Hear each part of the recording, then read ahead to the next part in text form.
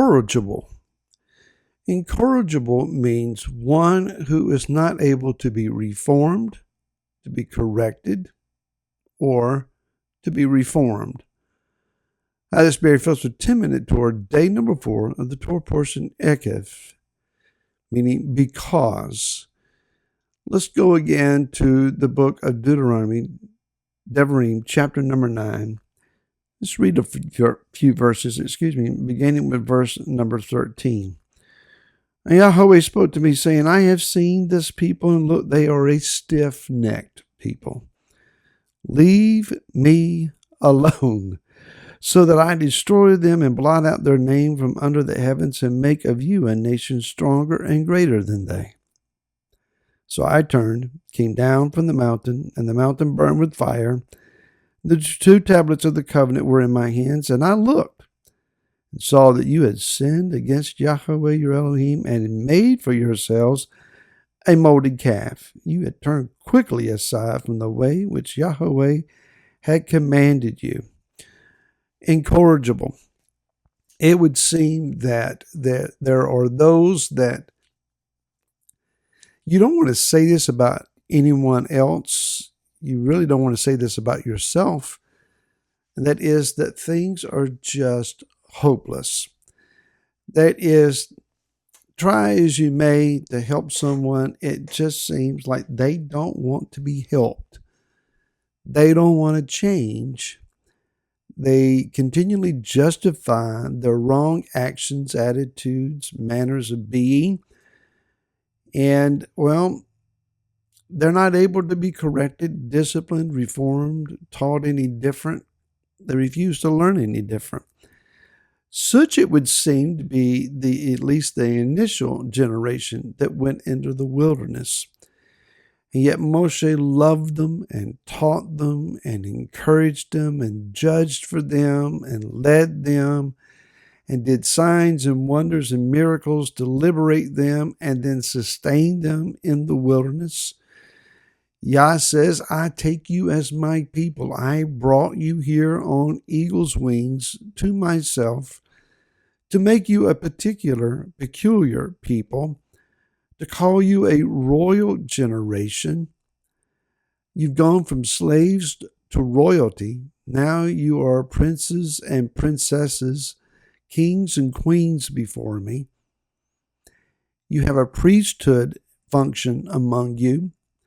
I'm going to dwell among you. I'm going to be your Elohim who has brought you out of Mitzrayim, out of Egypt and its bondage. And I'm going to be the one who will take you to a land that is flowing with milk and honey. And for all of the good, all of the favor, the blessing, the revelation, all of the sights, sounds, and overwhelming spectacles that they encountered, it just seems that this generation could not wrap their heads around the reality of the relationship that Yah wanted to share with them. In that regard, perhaps they were incorrigible. They just had no ability to grab it. It's not maybe that they couldn't, it's that they decided that they would not. They chose not to believe. I think all of us know of, or maybe we ourselves have the story of being one that would have been deemed and termed hopeless. I know that there were probably some in this hearing and this audience that your lifestyle and your living was a horrible estate of life. Many of you have suffered abuse. You've gone through addictions. You've had traumas and trials and endured so much and overcome so much. And perhaps there were those that would have looked at you at one point in your life and said, they'll never change. I can't imagine why they're still alive. How have they survived this long? And yet the mercies and the grace, the power of Yah has prevailed. The truth of his word has come and found lodging place in your heart, in your mind, your spirit, and it has effected an amazing transformation. So what we're saying then is if one is living an incorrigible lifestyle and existence, it's by choice. It is their choice. Later on in this chapter, Moshe says, as he is talking about this gold calf issue, he says in verse 18, I fell down before Yahweh as at first 40 days and 40 nights. I did not eat bread and I did not drink water because of all your sins which you committed in doing evil in the eyes of Yahweh to provoke him. He said, I was afraid of the displeasure and rage with which Yahweh was wroth with you to destroy you. But Yahweh listened to me that time once more, and even said he was going to kill Aaron, my brother. But I asked him to forgive him, and he did. Then he gives this verdict pertaining to them in verse 24. You have been rebellious against Yahweh from the day that I knew you. There's that seemingly that incorrigible tag being applied to them again. So the insight that we gain here is that Moshe says, I didn't just go up to him and say, please forgive them. And his heart said, okay. He didn't just sigh deep and roll his eyes, throw up his arms and say, I'll forgive them.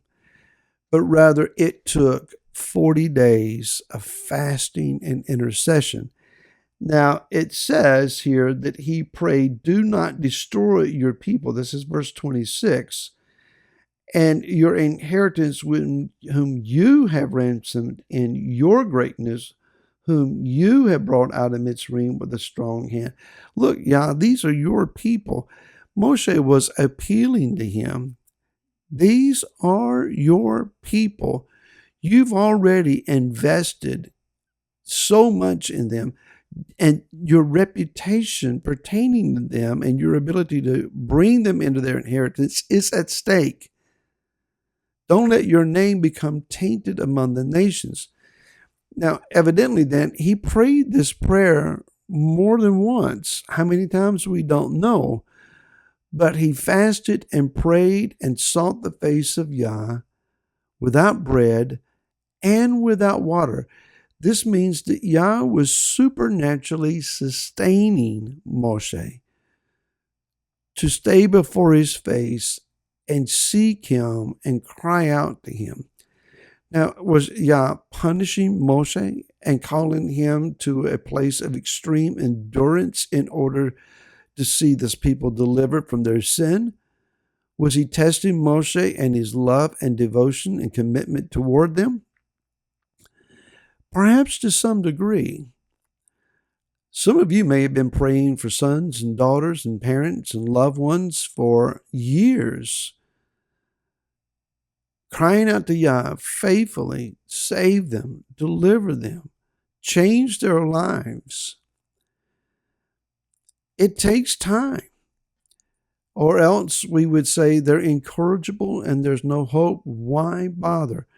For all of the issues that Moshe saw in this people, for all of the frustrations and trying of his own personal patience and endurance that this people put on him, he still went to an extreme place of fasting, prayer, and crying out to Yah to get their deliverance.